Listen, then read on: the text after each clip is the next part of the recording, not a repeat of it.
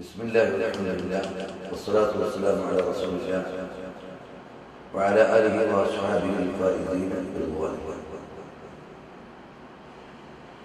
പ്രിയപ്പെട്ട അനുവാചകരെ, പരിശുദ്ധമായ റമദാൻ മാസത്തിൽ ഇസ്ലാമിന്റെ പഞ്ചസ്തംഭങ്ങളിൽ ഒന്നായ വ്രതാനുഷ്ഠാനവുമായി വിശ്വാസയോഗം വ്യാപൃതരാവുകയും റമദാൻ വ്രതാനുഷ്ഠാനത്തിനൊപ്പം മറ്റേറെ സൽക്കർമ്മങ്ങളുമായി ശ്രദ്ധിച്ചു പോരുകയും ചെയ്യുകയാണ്. റമദാനിൽ മാത്രം നിർമ്മിതമല്ലെങ്കിലും സജീവമായി റമദാനിൽ ചർച്ചാവിധേയമാകുന്ന ഇസ്ലാമിലെ 5 അടിസ്ഥാന കാര്യങ്ങളിൽ ഒന്നാണ് സക്കാത്ത്.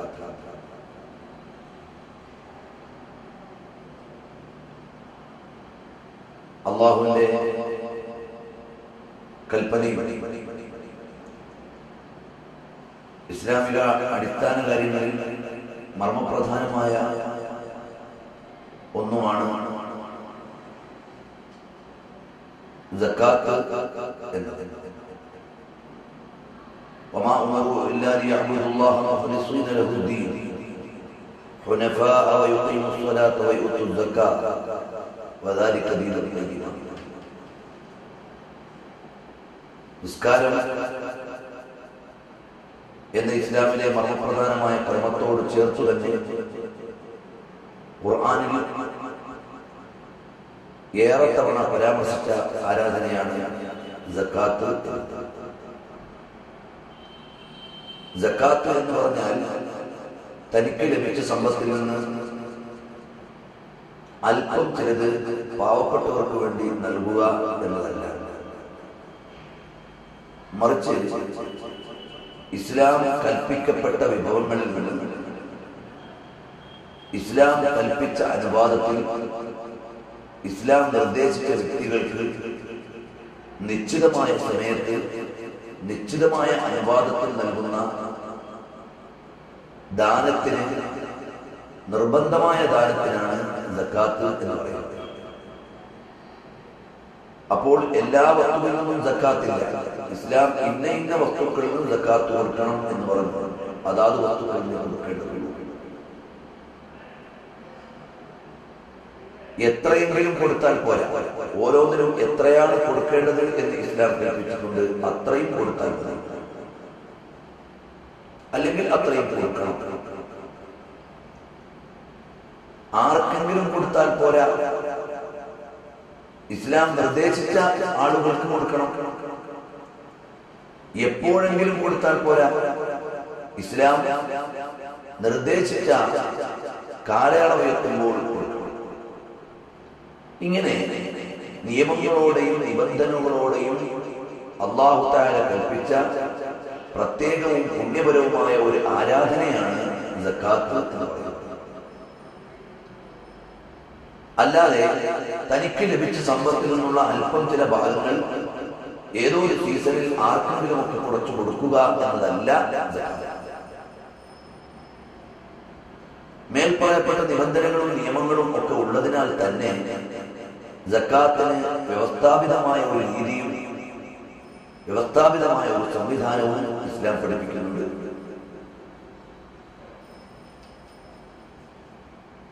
സാധാരണഗതിയിൽ നമ്മുടെ നാട്ടിലുള്ള ആളുകൾക്ക് സക്കാത്ത് കൊടുക്കേണ്ടി വരുന്ന വസ്തുക്കൾ ഏതൊക്കെയാണ്?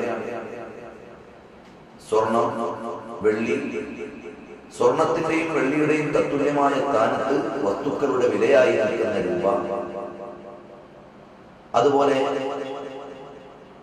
കച്ചവടത്തിന്റെ സക്കാത്ത്, ഫിത്ർ സക്കാത്ത് തുടങ്ങിയവയാണ് സാധാരണഗതിയിൽ ഇവിടെ ആളുകൾക്ക് സക്കാത്ത് കൊടുക്കേണ്ടി വരുന്നത്. 85 ഗ്രാം സ്വർണം ഒരാളുടെ ഉടമസ്ഥതയിൽ ഒരു വർഷം നിക്ഷേപമായി തികഞ്ഞാൽ അതിന് അയാൾ 2.5% സക്കാത്ത് കൊടുക്കണം. 595 ഗ്രാം വെള്ളി ഒരാളുടെ ഉടമസ്ഥതയിൽ നിക്ഷേപമായി ഒരു വർഷം തികഞ്ഞാൽ 2.5% സക്കാത്ത് കൊടുക്കണം. 595 ഗ്രാം വെള്ളിയുടെ തത്തുല്യമായ സംഖ്യ ഒരാളുടെ ഉടമസ്ഥതയിൽ ഒരു വർഷം തികഞ്ഞാൽ അതിന്റെ 2.5% സക്കാത്ത് കൊടുക്കണം. കച്ചവടം തുടങ്ങി ചന്ദ്രമാസപ്രകാരം ഒരു വർഷം തികഞ്ഞ് മേൽപ്പറയപ്പെട്ടതിന് തത്തുല്യമായ സംഖ്യ ഉണ്ടെങ്കിൽ അതിന്റെ 2.5% അയാൾ സക്കാത്ത് കൊടുക്കണം. ഇതാണ് പ്രാഥമികമായി സക്കാത്തിനെ കുറിച്ച് നമുക്ക് അറിയേണ്ട ഒരു കാര്യം. അപ്പോൾ ഒരു വർഷം തികയുക എന്നത് സക്കാത്ത് നിർബന്ധമാകുന്നതിന് ഒരു മാനദണ്ഡമാണ്. നിക്ഷേപമായി ഉണ്ടാവുക എന്നത് മറ്റൊരു മാനദണ്ഡമാണ്. അപ്പോൾ ആഭരണമായി സാധാരണ ഉപയോഗിക്കുന്ന സ്വർണത്തിനും വെള്ളിക്കും സക്കാത്ത് കൊടുക്കേണ്ടതില്ല. ഒരു വർഷം അയാളുടെ ഉടമസ്ഥതയിൽ ഉണ്ടായിരുന്നില്ലെങ്കിൽ അതിന് സക്കാത്ത് കൊടുക്കേണ്ടതില്ല. ഈ നിയമങ്ങളും നിബന്ധനകളും ഒക്കെ പാലിച്ചുകൊണ്ട് കൊടുക്കുന്ന നിർബന്ധമായ ദാനത്തിനാണ് സക്കാത്ത് എന്ന് പറയുന്നത്. ഇത് സാധുക്കൾക്ക് നൽകുന്ന ഔദാര്യമല്ല, മറിച്ച് അവർക്കുള്ള അവകാശമാണ്. അവരുടെ സ്വത്തിൽ ചോദിച്ചു വരുന്നവർക്കും അടിസ്ഥാന ആവശ്യങ്ങൾക്ക് വേണ്ടത് ലഭിക്കാത്തവർക്കും അവകാശമുണ്ട് എന്നാണ് പരിശുദ്ധമായ ഖുർആനിന്റെ പ്രയോഗം. അപ്പോൾ സ്വത്ത് എന്ന് പറഞ്ഞാൽ അടിസ്ഥാനപരമായി അതിന്റെ ഉടമസ്ഥത അല്ലാഹുവിങ്കലാണ്.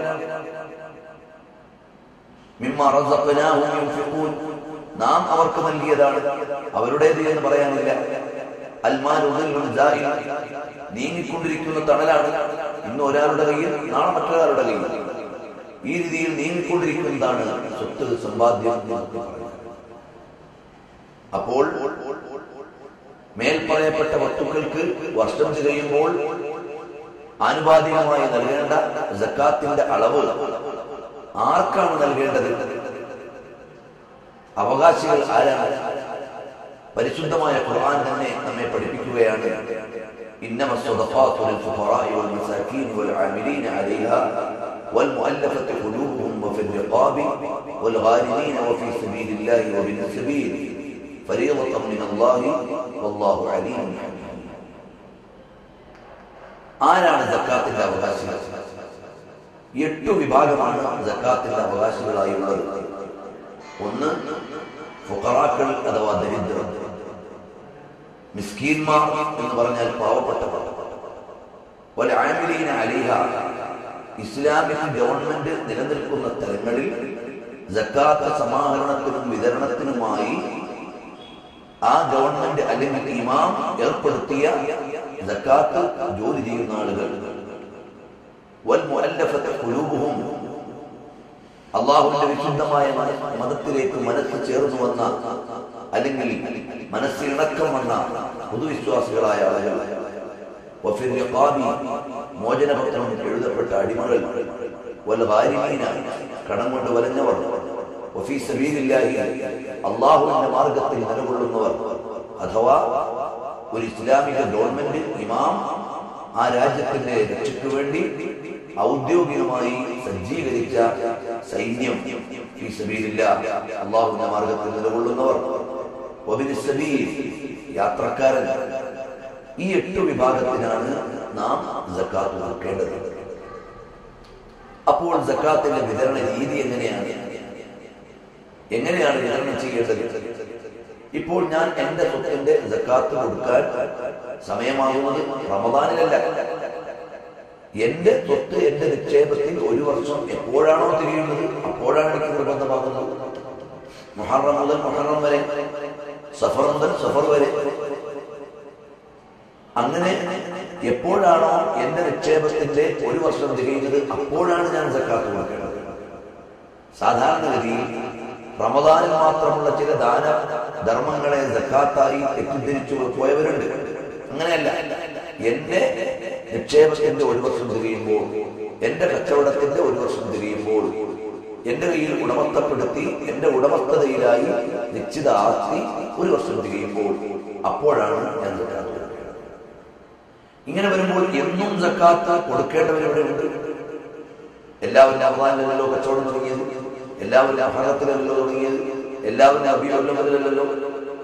ഏതു മാസമാണോ തുടങ്ങിയത് ആ മാസം മുതൽ അടുത്ത വർഷം ആ മാസം വരെ ആകുമ്പോൾ ഒരു വർഷം തിരിയുമ്പോഴാണ് സക്കാത്ത് കൊടുക്കേണ്ടത്. ആർക്കാണ് കൊടുക്കേണ്ടത്? മേൽ പറയപ്പെട്ട വിഭാഗങ്ങളിൽ നിന്ന് ഇവിടെ ലഭ്യമായ ആളുകൾ ആരൊക്കെയാണോ അവർക്കാണ് സക്കാത്ത് കൊടുക്കേണ്ടത്.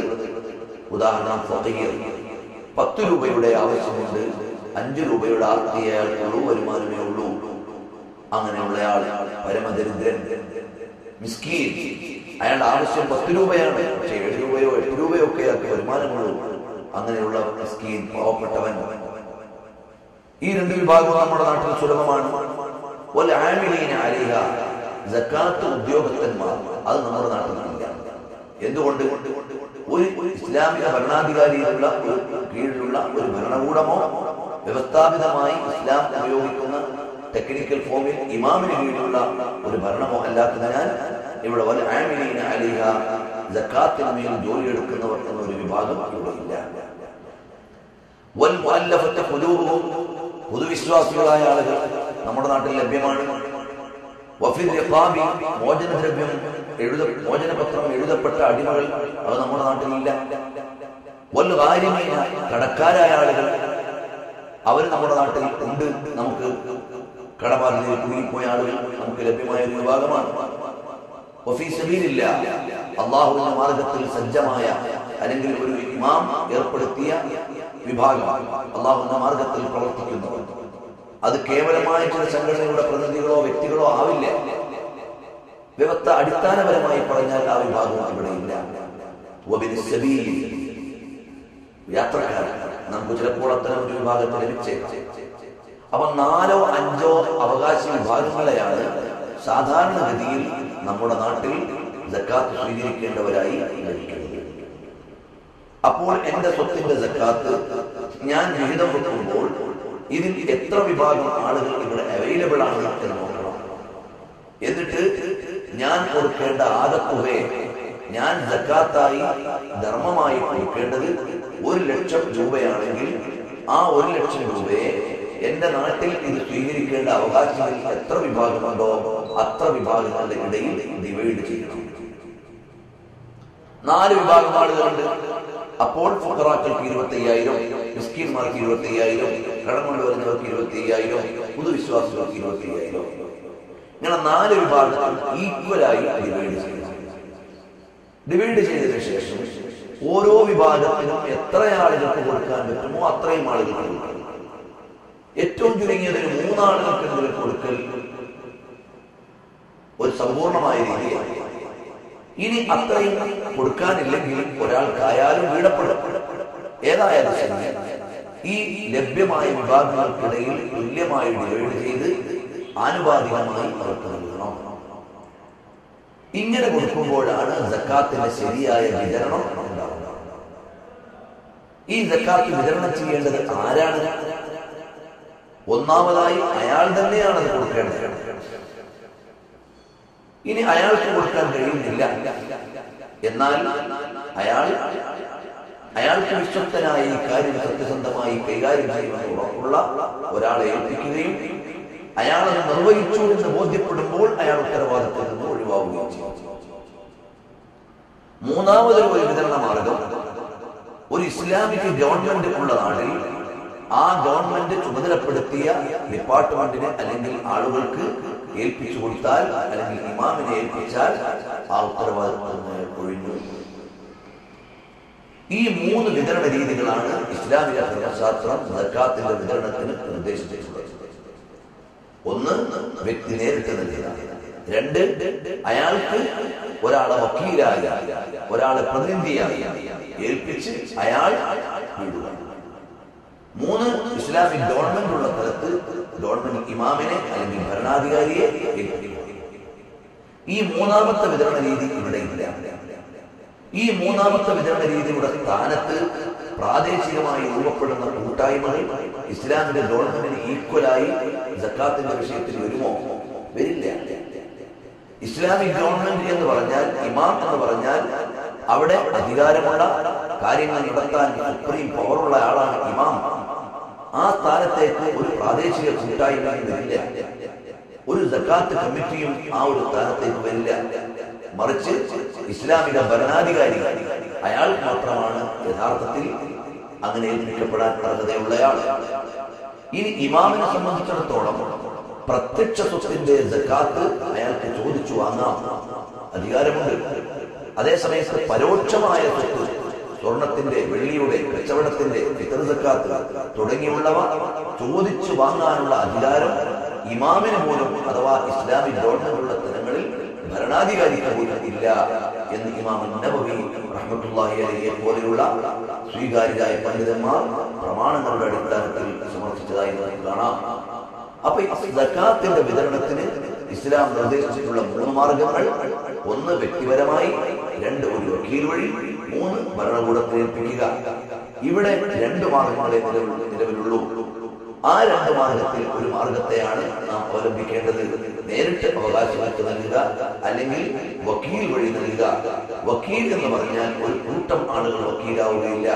നിർണിതനായ ഒരു വ്യക്തിയാണ് വക്കീൽ ആയി വരിക. അയാൾ മറ്റൊരാളെ വക്കാലത്തേൽപ്പിക്കാൻ പറ്റുമോ? അത് പറ്റുകയും ഇല്ല. ഒരു സംഘം ആളുകൾ വക്കീലാകുമോ? അതാവുകയും ഇല്ല. അപ്പോൾ നിശ്ചിതമായ സ്വത്തിന്, എല്ലാ സ്വത്തിനും സക്കാത്തില്ല, നിർദ്ദേശിക്കപ്പെട്ട സ്വത്തുക്കൾക്ക് നിർണിതമായ ശതമാനം നിർദ്ദേശിക്കപ്പെട്ട ആളുകൾക്ക് നിർദ്ദേശിക്കപ്പെട്ട രീതിയിൽ നൽകുമ്പോൾ മാത്രമേ സക്കാത്ത് ആവുകയുള്ളൂ. ഒരാൾ സക്കാത്തായി കൊടുക്കേണ്ടത് 3 ലക്ഷം രൂപയാണ്. അയാൾ 5 ലക്ഷം രൂപ ദാനമായി ആളുകൾക്ക് ഇങ്ങനെ കൊടുത്തു. സക്കാത്ത് എന്ന വിഹിതം നിശ്ചിതമായി എടുത്തുകൊണ്ട് ആളുകൾ ചെയ്തില്ല. അയാൾ ചെയ്തില്ലെങ്കിൽ അയാൾ ആ ഉത്തരവാദിത്വത്തിൽ നിന്ന് ഒഴിഞ്ഞാളായി മാറുകയില്ല. ആ ഉത്തരവാദിത്വം അയാൾ നിൽക്കുകയാണ്. സക്കാത്ത് കൊടുക്കാതിരുന്നാൽ അയാൾ വൻ കുറ്റക്കാരനും പരലോകത്ത് നരകീയമായ ശിക്ഷകൾ ഏറ്റുവാങ്ങേണ്ടി വരുന്ന ആളുമാണ് എന്ന് പരിശുദ്ധമായ ഖുർആൻ പഠിപ്പിക്കുകയാണ്. എന്നാൽ ഇവിടെ ചില പ്രാദേശികമായും അല്ലാതെയും ബൈത്തുൽ സക്കാത്ത് കേരള എന്ന പേരിൽ ഒരു വിഭാഗം ആളുകൾ ബൈത്തുൽ സക്കാത്ത്, യഥാർത്ഥത്തിൽ ബൈത്തുൽ സക്കാത്ത് എന്ന ജമാഅത്തെ ഇസ്ലാമിയുടെ ബൈത്തുൽ സക്കാത്ത് മുസ്ലിം സമുദായത്തിന്റെ ഇടയിലുള്ള സാമ്പത്തികമായ ചൂഷണമാണ്.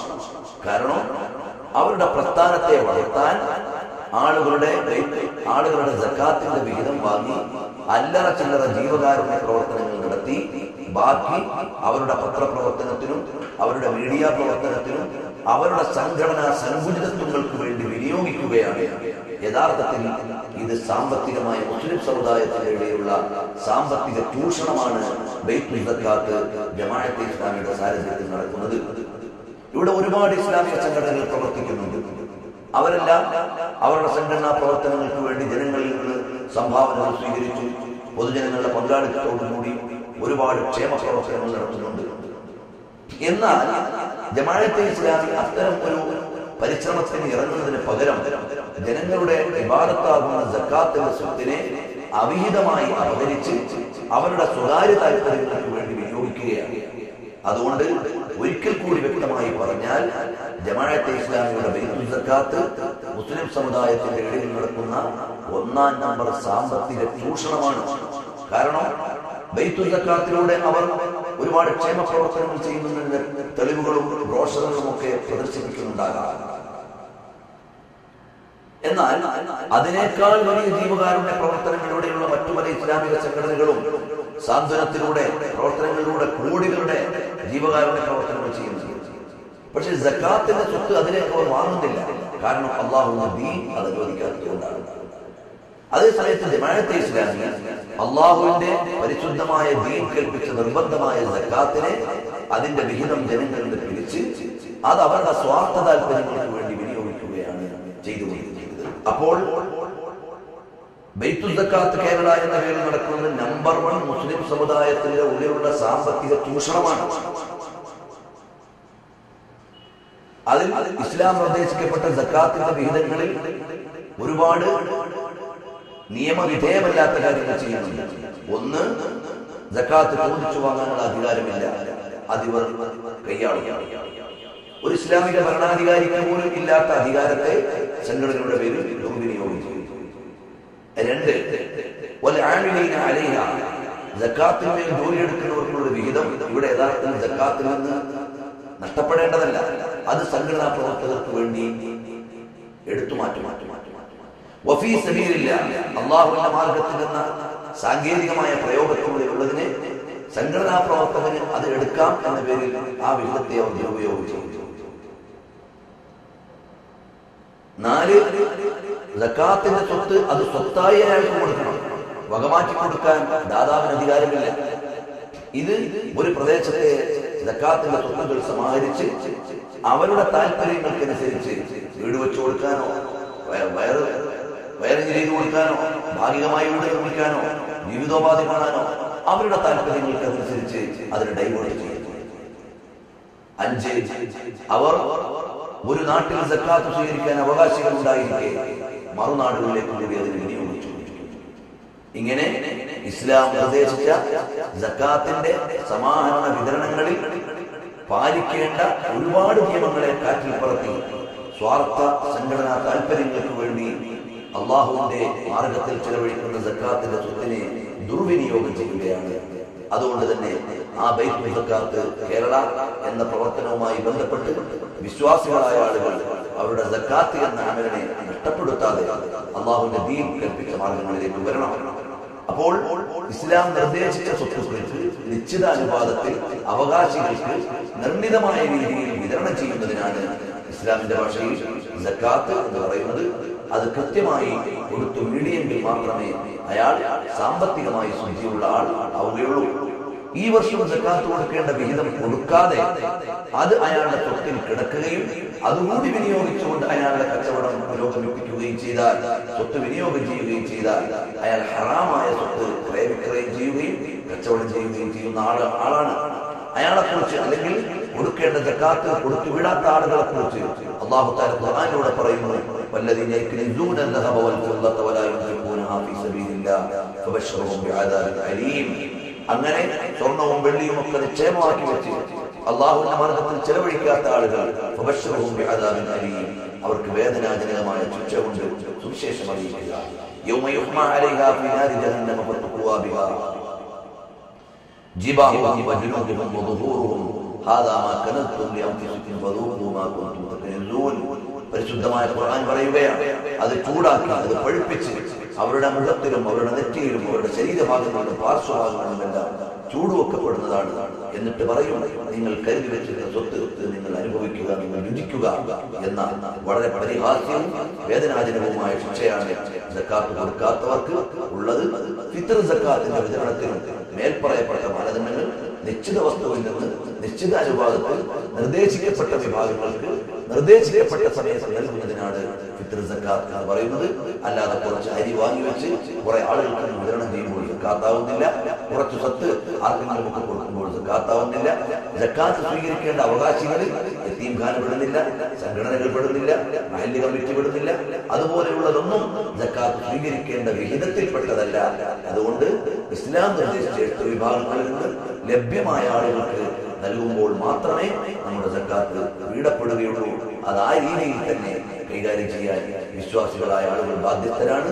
നമ്മുടെ അമലുകൾ അല്ലാഹു സുബ്ഹാനഹു വ തആല അന്യോന്യമായി നിർവഹിക്കാനുള്ള തൗഫീഖ് നമുക്ക് നൽകി അനുഗ്രഹിക്കുമാറാകട്ടെ. വസ്സലാമു അലൈക്കും.